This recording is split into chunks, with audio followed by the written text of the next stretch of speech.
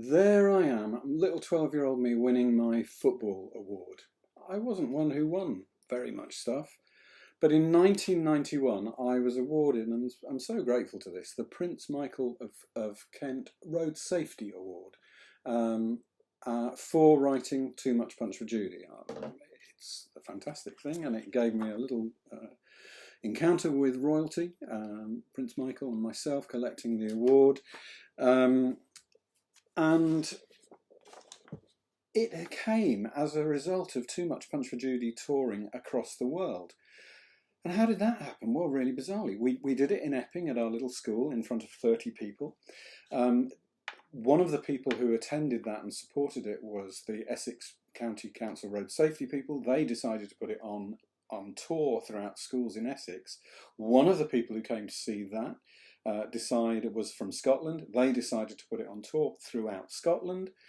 And one of the people who heard about it after it was touring in England, in Lancashire, was a guy called Ken Boyden, who now lived in New Zealand. And he wrote to me asking if, by any chance, we were performing it in the United Kingdom whilst he was visiting. And guess what? The day before we went to America, with Hard to Swallow and Too Much Punch for Judy, OYT had a rehearsal with their production, and it was a really strong production with a very, very good cast. Very soon after that, he'd organised a trip for me to go to New Zealand to support the play in an incredibly posh, for me, hotel. I'd barely been abroad. I'd been to America with the youth theatre that year. I'd been to France on a school trip, and that was it. I've been to France once on holiday as well.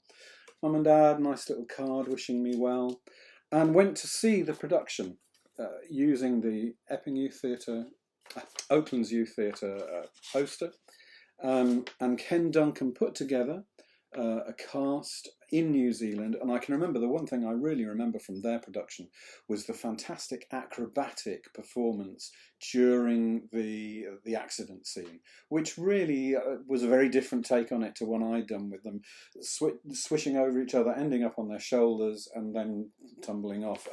Great version of the accident, and very different. It went all over New Zealand. It was a national tour, so a lot of money was put behind it, and there was a point at which it was touring in New Zealand with two different groups performing 4 times a day. It was also in England performing with 2 different groups 4 times a day, and also in Scotland with, I think, 1 group performing twice a day. So it was, the maths is quite incredible.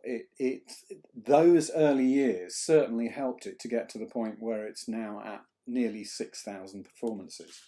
I would keep in touch with Judy, Tony, and that was a little letter from her saying thank you very much for keeping in touch with me.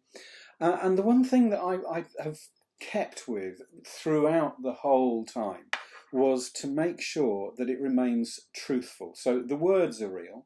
They're the real words that people spoke, and it's really important to keep that truth.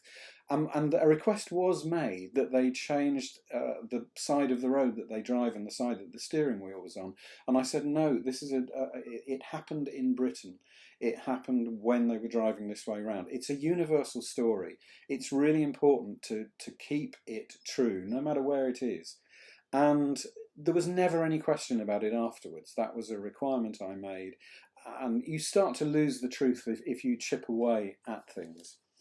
On the very final day of my visit to New Zealand, which was lovely, because I was able to meet my dad's sister, who lived in New Zealand, and I'd met her before because she visited England, but I met her in her home, and I met many of her family, which was lovely to do that. And they were able to give me a little tour around places they knew where they lived.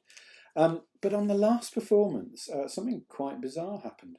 The man who was in the audience said he'd got hold of this copy of the book with the wonderful John Rowley picture, and he'd read it, but he'd been more taken by the little story that appeared at the back, the story of Wacky Soap. You'll remember with the little drawings by Ryan from our youth theatre. And he said, I want to make a cartoon film of it. Whoa! So this was a really new opportunity for me. I think it was going to make a fantastic cartoon. And it brought it right to the front of my mind. And I decided, right, next year I'm going to do a youth theatre production based on Happy Soap. And we made all sorts of developments. The sad end to this is that the cartoon never happened, and I still wish it would. I still feel it has that potential.